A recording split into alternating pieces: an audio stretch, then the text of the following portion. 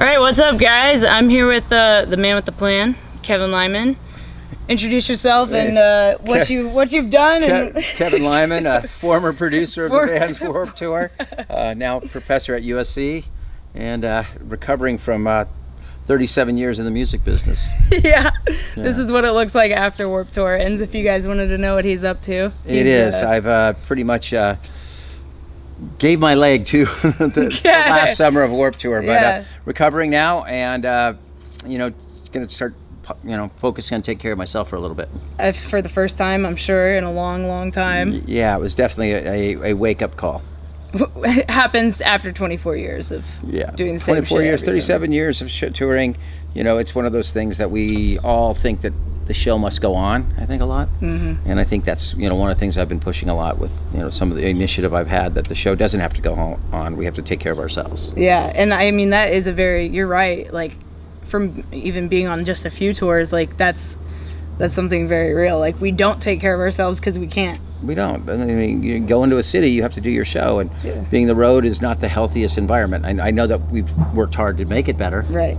But it's still not the healthiest environment, no matter what we do. And but there's always got to be that show done that night. And, exactly. And we hear about our lead singers, and we hear about these things, with Kyle passing away, and it's like, but there's just a big long tail to that. There's the sound people, the crew people, the drivers, and everyone pushes themselves really hard. Yeah, definitely. I mean, so when I was on tour 2017 with AP, every spare second I had, I put together 8 documentaries about different crew members on the tour. And yeah, they are like, they start before anybody starts, and they leave the site after everybody leaves, and it's nonstop for them. And so the fact that you guys had like the medical team out, like Travis and like that, I think that goes a really, really long way. It's always been a big part, having Mike Farr out there for Music Cares, for people who maybe are challenged with, issues, from, stress of being on the road to addiction issues or issues of recovery. I've always felt that you need to make the best environment possible. Yeah. And as we grew, we were able to do that. In 1995, I think a lot of it, I wish I could have started when I started Warped Tour, and maybe people like Brad Knoll, we would have been able to give them the resources to still be with us. But we still have those stories, and so many of them nowadays, where, it's tough out there. But otherwise it was great. It was a great last summer. We had a super fun time. We got super lucky. The weather couldn't have been better. I mean, it was a complete reverse fortunes of 2017, where everything that went wrong, everything that went wrong. Everything that could go wrong went wrong. That in 2017, the weather was horrible, the routing was horrible. We had promoters going out of business, and then and so we were challenged that year. Come back, I knew I needed to take care of this. I thought I could get through one summer, and then but your body sometimes just says nope. It's going to take control, and that's what happened with me, and I'm lucky to be sitting here. So literally lucky to be sitting here. So let's go back before Warped Tour, Lollapalooza. Like, let's talk about how you got into the music industry in the first place. How'd you get into music, and what was your upbringing like? Well, I was an adopted child, and I lived in a house with a brother and 2 sisters, all adopted from different families. Wow. So a very, very working class family. Good parents that did the best they could for us. We all learned that the essence of work at a young age. So we all had jobs. I think I started working when I was like 9 or 10. Wow. Doing things. Wow. And, always had 1 or 2 jobs all the way through high school. Went to college at Cal Poly Pomona, which was pretty awesome. I just saw that it was now one of the top ranked public schools in the West. But I didn't know what I was going to do in school. I was kind of bouncing, floating around school, and then fell in love with live music by getting involved with the concert committee and putting on shows, and then I was on the ski team, where I initially injured my body but beat it up, and started raising money by putting on concerts for the ski team. Wow. So I'd bring bands out from LA. There was bands from the scene back then, Chardon Square, and the Targets, and Fishbone was just starting out, and some of those things. And I'd bring them out to Pomona and Claremont and do shows, and got a reputation for putting on concerts out there. But all the money that was raised was so we could fund our ski team. Right. Wow, what an, like, how did you come up with that idea? You know, it was just kind of I don't know, you know, it was like I just saw this opportunity, like there was no clubs out there like the Fox or the Glass House. Right. There was nowhere that was doing live shows out there. There was a small promoter doing stuff in bars, Pat Bassage. And then I just said, you know, we could do this, and just started doing it, renting fraternity houses for like $1,000 and doing 5 bands, $5, all the beer you could drink. When the beer would run out, we'd run out the back door. and the cops were used to going to the fraternity house and then come back and pay the fraternity house. Wow. And then I started challenging renting facilities, airport hangars, things, and doing shows. Okay. And the school, you know, I was told you couldn't sell beer, so I gave the beer for free and sold the mugs for $5. You know, things like that. Brilliant. I was always challenging. You know, I'd be in a lot more trouble now, a lot quicker, but I was always able to challenge things, and I continue to do that. Worked at a community college near Cal Poly, Citrus College. Started $2 Tuesdays, where we would have 2 punk bands for $2. It's like the Fever. They're doing like it wasn't a great business model for me because I'd give each band $1. So right. if you're charging $2, there was 2 bands. Yeah, all I did, you know, we set up the PA in the student center and would run these great concerts, and we were getting a few hundred people showing up. Wow. And then clean up everything, go clean the parking lot before the administration would find out in the morning. And then I got to do an Oingo Boingo concert in the gymnasium. And then, you know, it just kind of, and then I went away. And then I graduated college, moved to Hawaii, ran a weight loss camp for girls in Hawaii. Wow. And for a while, and then came back here. And that experience I had, and that's what I'm trying to teach. It's all those experiences you have, and get that experience as early as possible. And someone said, hey, the sound company that did my shows out in Pomona said, hey, there's a club in LA that needs a stage manager. You'd be great for it. So I found myself all of a sudden stage managing at Fender's Ballroom, kind of a legendary punk club in LA, in Long Beach actually, with a promoter that was doing shows kind of along that Americana roots thing, Lone Justice, the Blasters, and things like that. Wow. And then they co-promoted with Golden Voice, which we all know Golden Voice is the company, early Golden Voice. And wow. It turned out, you know, at that point, Paul Tollett, who now runs Golden Voice, was working for Gary, and he went to Cal Poly Pomona. And Brian, so we reconnected through that. And it was a Motorhead show in a club, and I did Motorhead in a club like back then. And wow. I was the guy who got to do it, and then they liked the way I worked, and I started picking up all the Golden Voice shows, and it just started spilling out, and my company started growing and more, and I always had a Kevin Lyman production services, and there was a point where we were running about 320 shows a year in the LA area. Almost every day. Every day. I was working every day. Yeah, I was working. That's why I guess, you know, some people say, oh gosh, you tour hard on Warped Tour. I go, I've always worked hard. You don't even know. Yeah. You don't even know. That's like a normal thing for you that you're used to. And like starting out at such a young age, I think that you're right, like that sets you up for a lot of success if you really start early. It's starting early, and it's those relationships, and that's, you know, as I'm trying to teach right now, I have, you know, students that I'm like, it's all those things, and building relationships and building over time and being patient. I think that's the problem sometimes. We look at these instant successes, and you're going to have some instant successes. There's always going to be that 2%. Yeah. That's going to have that big moment or success or develop that. Most of it's a grind. This business is a grind. It's hard. It's hard. I mean, there's nothing about this business that's easy. Yeah, absolutely. The easiest part about this business is because you a lot of times answer to yourself, which is the best part, but the relationships you build, but it's a grind. This, you know, I've been grinding it for 37 years. It's never been easy. Yeah.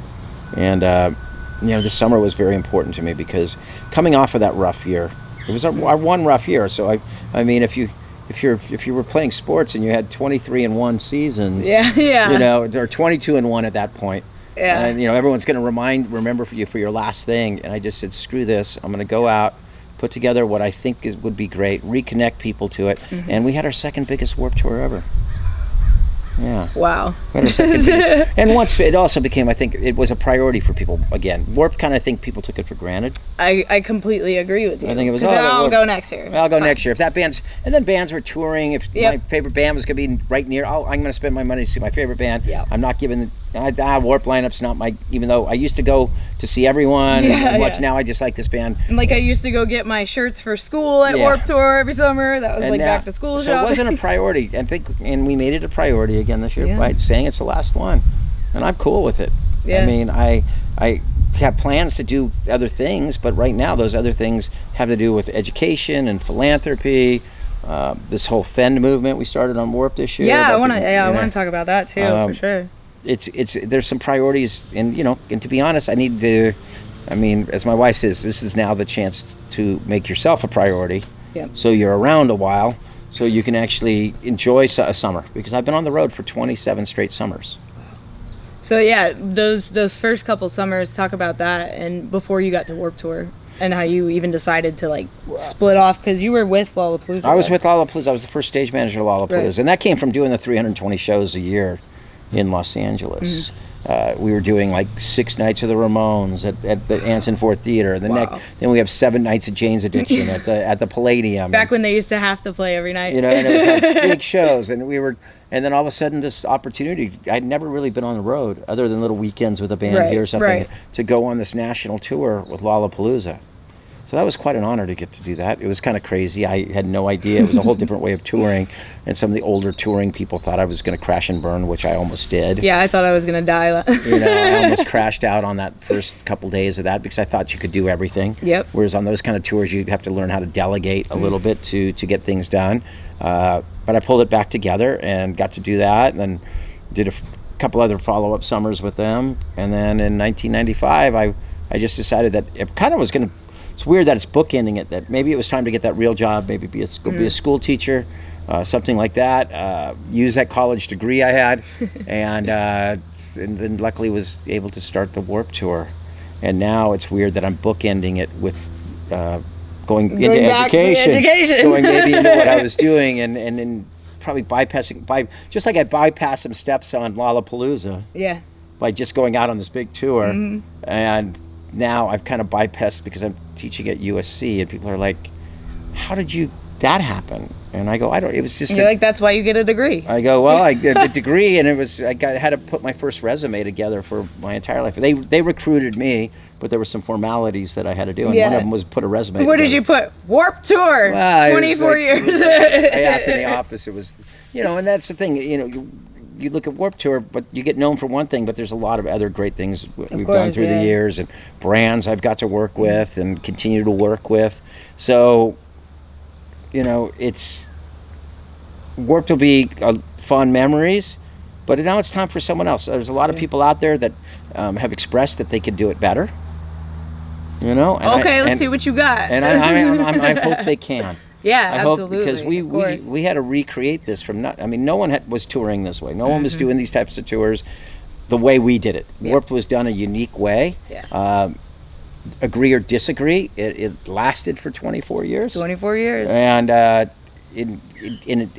you saw those emotions that it stirred up this summer of people who it was really important to a segment of their life. Yeah, definitely. And like to see Pennywise play, from the first tour to like the last song, that's completely crazy. And like could have been better time with the rain afterward. Right. As soon as the show ended and it started pouring rain, and we were all hanging out in the parking lot. Well, I mean, you guys were in Florida, right, for the last dates? Well, what do you as Florida? Yeah, we looked up though. There was no clouds, so it was a good time. It was a great end. It was a great end. And we've got these 25th anniversary shows coming up. Yeah. We'll be announcing shortly.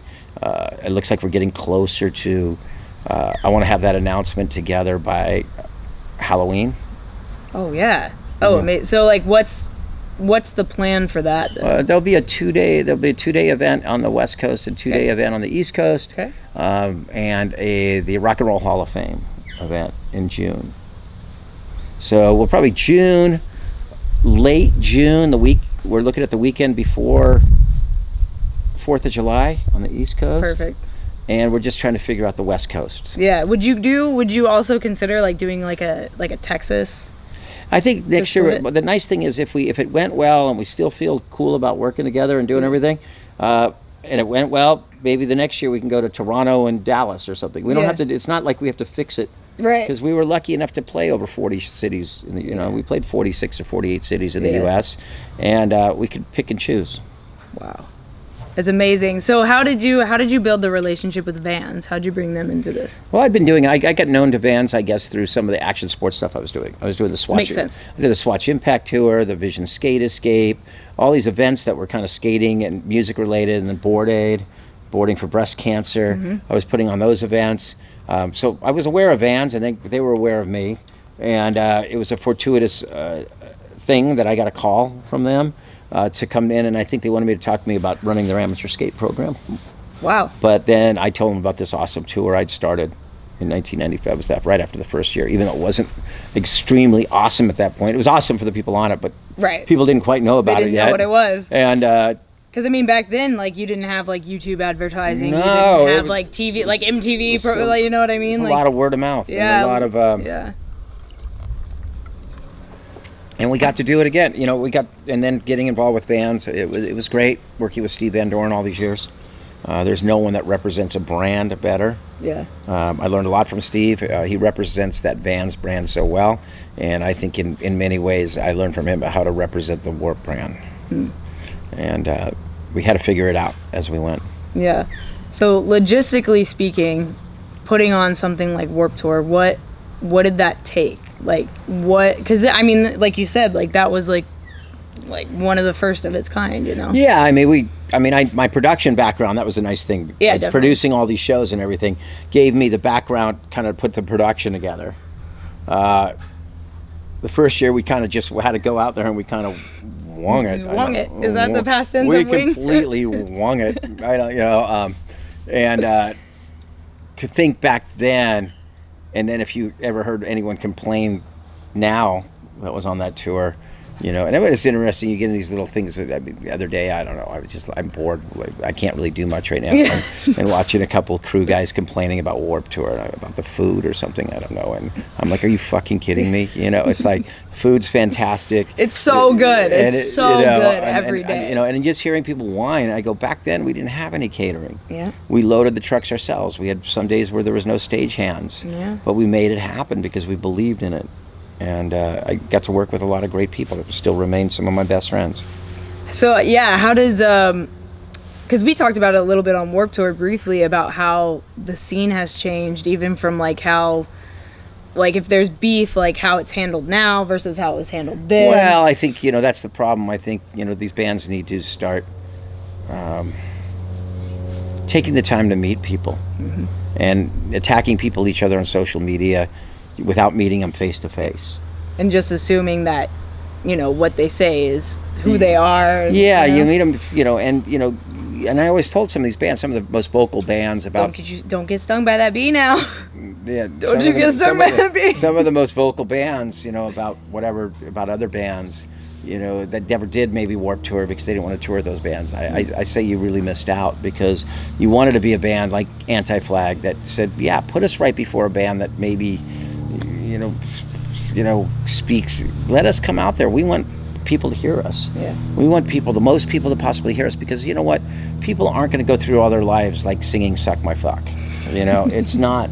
Oh my God. It's not really possible for a moment in time. Yeah. And if you took the time to get to know people like Franz and these people like that, they're actually genuinely good people. Like Franz is a businessman. He's a smart guy. He's a smart guy. Very He's successful. a good guy. He found a shtick, and I would say a lot of that stuff that he does is shtick. Because absolutely. he doesn't walk around the street doing it. And say "suck my fuck." Like, he's not that kind of guy. But you know what? The dude was unmade, for Christ's sake. And then when you have,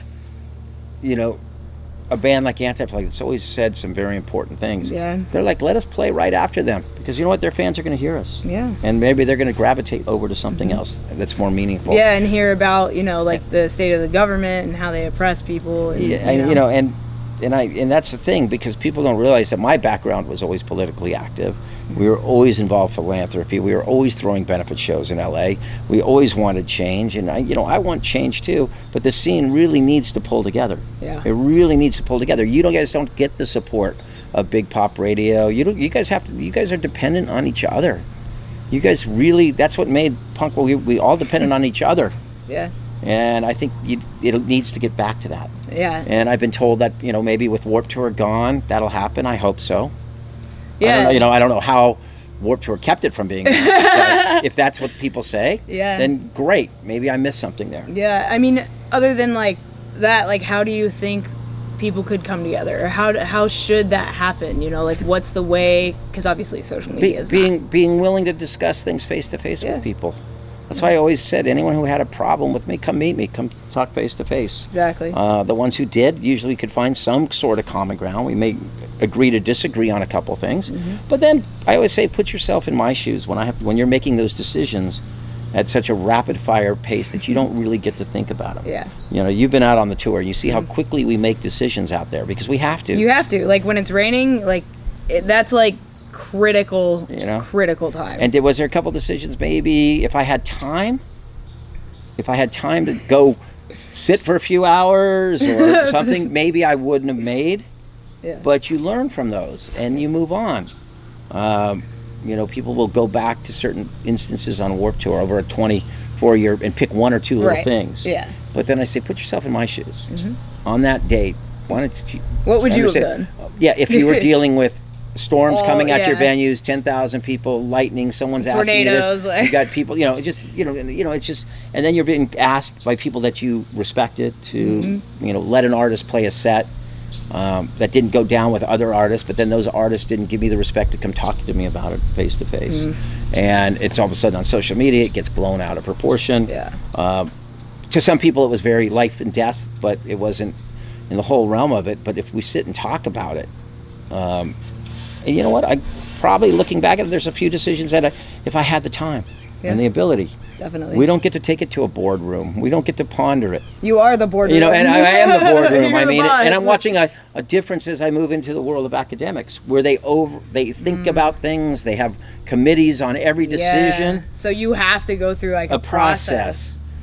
Touring is not a process. You become you have to be very instinctive. Yeah. You have to go with your gut and live and die by it. Yeah, and hope that you don't fuck it up along the way. and you're going to make some fuck ups. But you know what? Now everyone can go study what we did and then avoid those areas. So maybe they can create that utopian space where there's no issues. Yeah. Where every person's perfect. And cohesive. Everybody gets it. But then to move on, you have to be willing to have conversations with people with different points of view. Definitely. So how did you reach out to bands, and how did these bands like get involved with Warped Tour? Because I mean, there have been bands that have played multiple like over and over and over again, well, those are the ones it fit into their careers, and you look at the bands that have had these now 3-decade careers, Less Than Jake, Real Big Fish, Every Time I Die, You Found Glory, the Mayday Parade, they say Katie I haven't seen since she played our benefit show. She was there. She played our benefit show, which was fantastic. She played the 15th anniversary when we were able to give $60,000 to Music Cares, and she was fantastic, and she's always been a supporter and recognizes where that part of her life was. There's other artists that are funny will deny they almost were ever on Warped Tour, which is crazy, but she'll say yes, it taught me how to be a live act and tour, and that's really what we did. That's really what Warped Tour was about, teaching you how to go out and make fans and connect with those fans and become a live act. That's really what Warped Tour is about. And those live acts like Less Than Jake and Real Big Fish, who Real Big Fish had a radio hit, I guess, at one point, but one. But God, they've had these sustaining careers where they've all make a nice living going out and doing what they love. And Warped Tour has been a piece to that. It's incredible. So in 2014, I emailed you and I asked you like, hey, I'm a photographer, I just moved back to America, can I shoot a show? And like, you invited me out, and I think that's been the case for a lot of not only bands but creators. And like, have you realized the impact you've played like in these people's lives and their careers? It's just what you should do. You should help people, give them a chance. I was lucky. I created my chance. But someone gave me a chance, I guess, down the road. Someone booked an act with me who didn't know me or gave me a gig to run.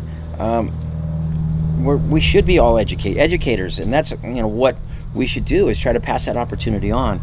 And I never felt that protective of Warp, that I didn't want to make it was the festival, and I heard a lot of people say it was the festival for everyone else.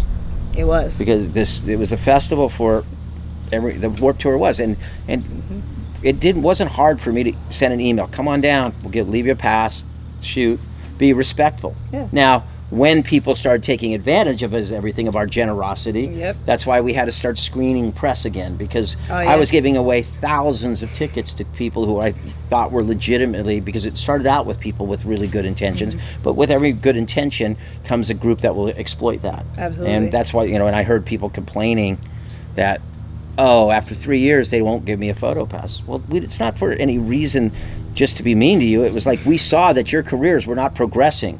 You were not moving forward as your career, or as a vendor, or as a nonprofit, or something. You needed to keep moving forward outside of Warped Tour. Because it's also not, it reflects poorly on you guys, because, like, you can't have, like, all these, like, not discredited, but unaccredited. Well, and everyone was unaccredited at once. Yeah, exactly. But then the next time you want to see progression in people's lives, and those people, you want to see them, and they're all now major bloggers out there, and major people doing their work, and whether they're working for a publication or doing it on their own.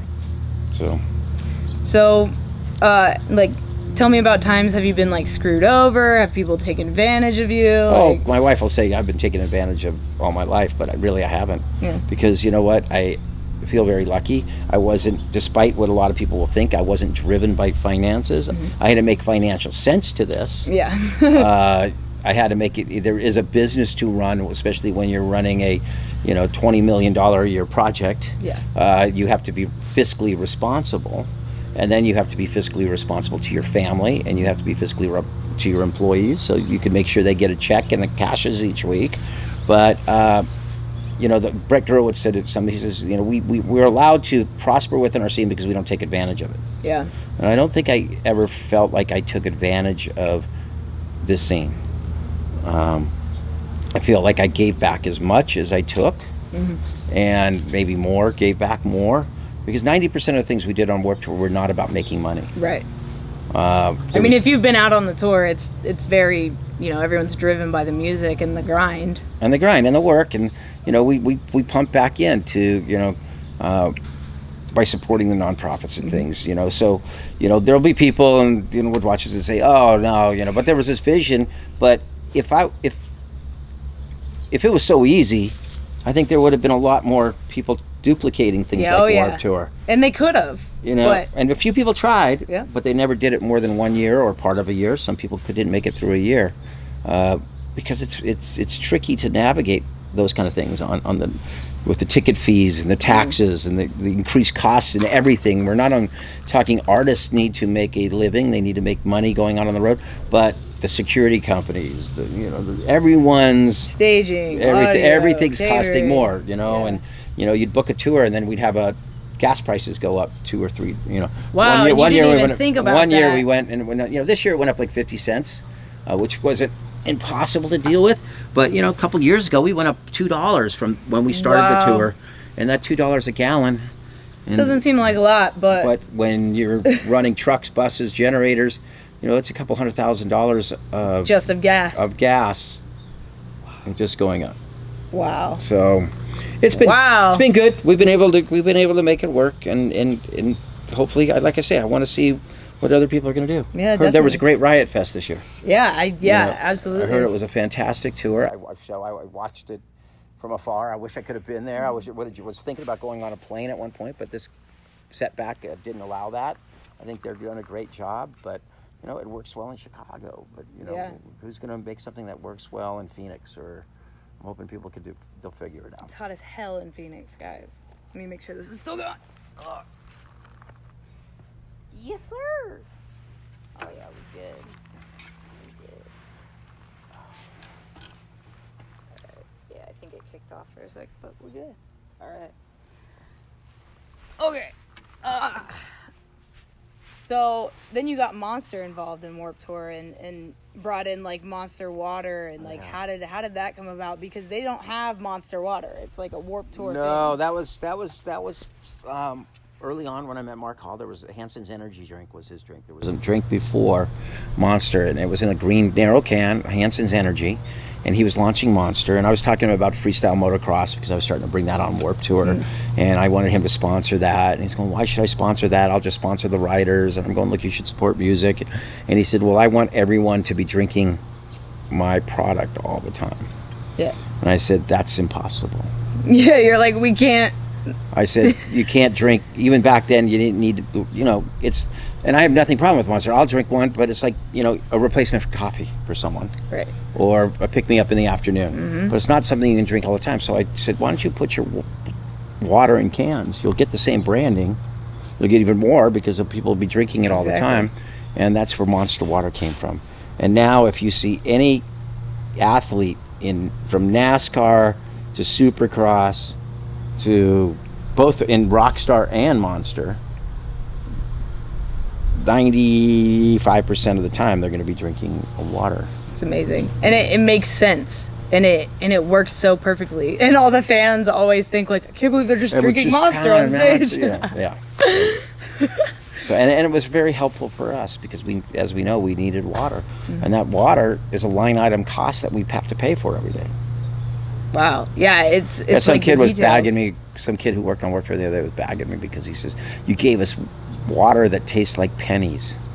And I'm like, well, one, pennies are made out of copper. Right. And these were in aluminum cans. So wrong. Yeah, so I don't know what his whole mission statement was, but, complaining about something. Complaining about having water. Yeah. Is like the thing. Like, come on. Like, they didn't even have water back in the day. No, we didn't. We were thirsty. You didn't run out. You didn't run out of water. We haven't run out of drinks, and there's so much, and other people supplying product and things for people. So, it's a big moving city. We were moving a city down the road. Yeah, literally, and that's what I told people. It's like the Traveling Circus. Yeah. It is. It's chaotic. It's loud. It's crazy. There's a lot of things happening, and so the people that you employ on Warped Tour and the crew members, a lot of them have gone through, jail, and a lot of them are outcasts, misfits. They've gone through all these hardships. And what made you want to bring them in? Because it is a risk, Well, I mean, it can be. It could be a risk. Depends. I never looked at it as a risk. I looked at it as an opportunity. And if you give people opportunities that don't expect any opportunity, majority of them are going to take advantage of it. They understood that I was going out on a limb. And I mean, they're my most loyal people, and they work so hard, and now they're out running tours all over the country. Look at Kenny Leith. Yeah, Kenny's doing the best, and Kenny, they paid their price. And I always say redemption is part of, punk rock was about redemption. Nowadays we write people off so quickly. Yeah. And and that's where sometimes I get in debates or argue, with someone like a Ronnie Radke or something like that. People will write him off that have never met him or only heard things. I mean, hell, I've done it too. And then you see the guy and you see that he spends more time with the kids in the nonprofit areas. He does a lot he's trying to redeem himself. Exactly. And we have to be willing to give people a chance. Yeah, and I mean, I was the same way. A friend of mine just started playing with Falling in Reverse, and I was like, why would you want to go out with them? Why would you want to be a part of anything he's doing?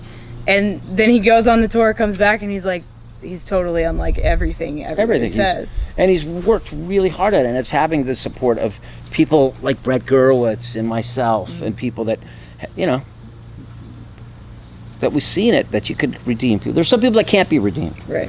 I don't think Johnny Craig could be redeemed at this point. He's doing all right. He's doing his I think one of his first sober tours. I saw at least in my opinion, right, because I've given him 5 chances. Right. Yeah. He's ran out of the chance book with me. Yeah, definitely. I put him in rehab a couple times. I've trusted him. He's lied. He's always let me down. He's never come through for giving that chance. And that's the thing. It took a lot. 4 or 5 sure, of course. multiple chances, but to me I don't have the energy for that. Yeah, anymore. I mean, it makes sense. And why would you want to waste your energy on something? And that's the thing. We tried so hard with him, and I saw that there could have been some. And if he's out on a sober tour and he actually can do it, and he's not lying because he's been on sober tours before. He was on showed up on a sober tour on Warped Tour, and within 2 days was drinking a handle of rum. That's to me not sober. I completely agree. A heroin addict totally doing agree. rum is not sober. Yeah, it's not sober. So we had, that's, and that's where you have to, but we try. give people a chance, you know? And I've seen how quickly people won't give people a chance. Yeah, definitely. Talk about taking Warped Tour outside of the United States and what that was like to go to Canada initially and then take it to like the UK, Australia. Oh yeah, I mean those European, all those times for me was I'd never been there. Yeah. I never got to travel. I didn't have the money, or I was always working. Yeah. So for me it was like, hey, how am I going to get there? I have to bring a tour. So my wife's always said, couldn't you have just gone on like bought a plane, because it always cost me money to do those tours. Of course. A couple times, I think the UK we made some money on a show a while back. Europe we made a little bit of money, but it was never about profitability. It was more about adventure with your friends. Exactly. I mean, that's tour, right? And that's what we did. We played crazy shows throughout Europe. We played the bull ring in Pamplona, where all the bulls run after the running of the bulls. Wow. We played the Socialist festival. We played a communist festival. We played, it was like wherever they would book us. We played right after the war. We played in Slovenia. Wow. Slovakia. We were there right after the war. And then going to Australia, we still talk about that in 97, 98, 99, when we camped across Australia. Yeah. We actually slept in tents. Wow. And all the bands were camping. It was like this crazy thing. In the morning, I'd have surf lessons for people. You'd have Aboriginal dancers. Paul Hogan. We had a party in his club. We're Hepcat and Royal Crown Review played for all the locals. I mean, it was an adventure to me. Business has been an adventure, and that's the thing. People don't realize I was able to create these adventures through music, and that's what I was able to do and that's the thing. I don't know what else I could do. I've done kind of almost everything I could possibly do, and no one had camped across Australia. We were literally, we'd do a show, drive for 5 or 6 hours after the show, get in around 3 or 4 in the morning, and put up pup tents. And we'd all go to sleep in there. And when you're camping in Australia and the sun rises, so everyone's up at 6:30 in the morning, and we're barbecuing. We had a chef that was like a cook, like a camp out cook, and we're scrambled eggs and hanging out because you couldn't sleep in those tents. It was so hot. Yeah, of course. So it wasn't like a tour bus that you could maybe hide out. So you're just dead. So we're hanging out with the bands and the skaters. We're all up in the morning, and so I had surfboards brought down and surf lessons, and then we'd put up a show and the locals would hang out, and we just have so much fun. Really, it's what I had a lot of fun in this business. Had a lot of fun. Now I've just got to recreate and do some other kind of adventure for myself, maybe. Yeah. Not brings a few hundred people with me every time I do something. Maybe go like just by yourself to go do something. Take my wife. Take your wife. There you go. Take the family. Go somewhere. So what is something you know now that you wish you knew when you started all of this? Wish I knew. I wish I knew how to manage the internet when it became such a big platform. Because Warped Tour started before the internet, really. Well, the internet was around. Barely. But we were one of the first tours or events that had a website. Message boards back then, the old message boards, and I booked Eminem, and the kids threatened to kill me, and it was like some 14-year-old, How you feel now? And then social media. And you learn that you can't negotiate, educate, or debate on Twitter. And I always felt like you could have conversations with me. You just can't. Absolutely not. And now you realize you don't even know if you're talking to a real person. You don't know who it was. I found out there was one person, one of the bigger critics of me, and Warped Tour had 109 profiles online. Wow. And luckily I knew someone at Twitter, and they were able to dig into it. And they were all kind of coming from the same place, so be able to block them and get rid of them. But I was answering them like they're a real person. Wow. Things like that. I guess I would have known. And two, just, I wish I had that knowledge of what I do now, why we work with treatment and care for artists that I knew in 1990 didn't have those skills. I developed those, and I feel guilty in a little ways. That not guilty. It had nothing to do with me, but I wish I had those skills, because I feel that if we would have maybe had that chance to intervene with Brad Knoll on that first year, we could have kept him alive. Yeah. But there's no blame there. There's no things. I just would have had more tools to work with. Definitely. And so talk about the mental health of touring, not only for yourself, but I mean, you had your kids out and dealing with 70 plus artists with that are all outcasts and going through shit. It's exhausting, but it's I knew how to read the tempo of the tour. I mean, I know when during those big long runs that we run, how to manage everything. You notice how we would have curve. Here's some tips to help you get through this, or you know, you can't fix all the problems at home. You know, pacing a parking lot at night. Right. The frustration level on both get, you know, helping them through those things, and also keeping an eye, you know, on when people. So my whole lot of the rollout there I had was to read the tempo and feel of the tour, just to make sure that we kept everyone healthy. Yeah. So, yeah, bringing your kids out for like that was their like summer camp. Well, I mean, they come out for like they worked hard though. Days. Yeah, with the Sierra. I mean, they always worked. I mean, Sabrina started when she was 14, and they never had it easy. I mean, Sierra was always out in the field. She loved the field. She loved working. She was DJing one year, doing silent disco and things, and then she went in and ran the nonprofit area. She's jumping on a plane. She was just working Lost Lands all weekend. She's jumping down to cover a festival in Nashville this weekend for us. And then Sabrina, she's been out since she was 14, but she's more of our inside person. So she worked in the production office, and I mean, she didn't get a break. They worked hours. She'd be up off the bus at 7 o'clock in the morning and not get done until 9:30, 10 o'clock at night. So that's a lot of hours, but they really liked it. And I think they've developed lifelong friends, and that's what you get on Warped Tour, those lifelong relationships. Yeah, and not only that, but like the education you receive out there, even though it's not in a classroom, like I've learned so much about how to handle different kinds of people just from being on Warped Tour, because that's all you're doing. You're dealing with people all day long. Dealing with people all day long. So what advice do you have for people that might want to get into something like what you've done? Be patient. Besides don't. Work your ass off. That's what it is. I worked every day, and I didn't pick and choose what I wore. It wasn't like I loved punk rock, but I worked metal. And I would work Latin shows. Expose yourself to as many live events as possible. If you like live events, get out there and just keep working and networking and meeting people and take your job seriously. Don't take yourself too seriously, but take your job seriously. Dealing with people all day long. And lastly, do you have anything to say to the crew, the bands that have been on Warped Tour? It's been an honor getting to work with the majority of you. There's a couple of them that I would say not such an honor, but you know, the majority of you, it was an honor to get to tour with you, be on the road with you, and being part of this. You know, I knew that.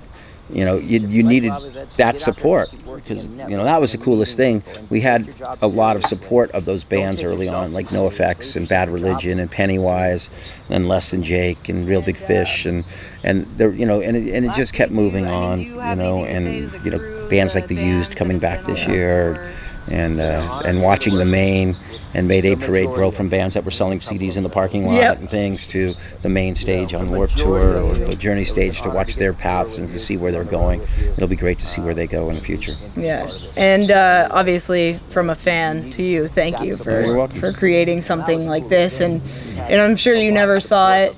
I mean, did you ever think you were going to do this for 24 years? No. You know, every year someone would say, and I go, no, it was really going to be 1 year, maybe 2. 1 year. It was going to be originally 1 year. It was going to be 1 year and go be that school teacher or get that job with benefits and try to, you know, take care of a family. So it's been an honor, quarter century. It eventually had to end. I know a lot of people are, you know, but it's time for someone else to step up and take something forward. Yeah, and I was saying to Sabrina, I thought Sierra was going to take over Warped Tour, just keep going, you know. I wouldn't want her to go through a lot of what I had to go through, and how this industry needs to correct itself in some ways. I think becoming unified again. And when that can figure it out, it'll make it possible to do this again. Right now, I think it's just too fragmented. Yeah, go to a show, man. Yeah, get out and see live music. Right now, support live music. Yeah, you got to support more live than music. Anything. All I want to do is go see a show, and I can't right now. Well, when you are able, I'm sure you'll be back at it. I was itching. I was dying. Like this weekend, I was like, oh man, I was planning. That was my plan. Like this year to go to Riot Fest. You know, and spend the week and just enjoying it. Yeah, would have loved to see some of the bands playing. Like Front Bottoms and some of those bands. Yeah, I've seen a definitely. lot of friends there this weekend. So it was hard, like, getting texts or people were like, "Oh, Kevin, how you feeling? How you feeling?" You're like, almost died. "I'll call you when I get back from Chicago." Right now, support live music. And you're like, why? All I want to do is go see a show. Cool. Well, thank you guys for checking out this episode of Project Freelance with Kevin Lyman. Thank you so much for taking Thank the you. time. Man. Thanks for Appreciate coming it. by. Absolutely. I was like, oh man, I was planning. That was my plan. legs hurting today. I mean, I bet I know why your legs are hurting. I'm just enjoying it. How can I fight something I can't see? These voices eat away at me. No sanity, what's left of me? 'Cause I'd be sinking with no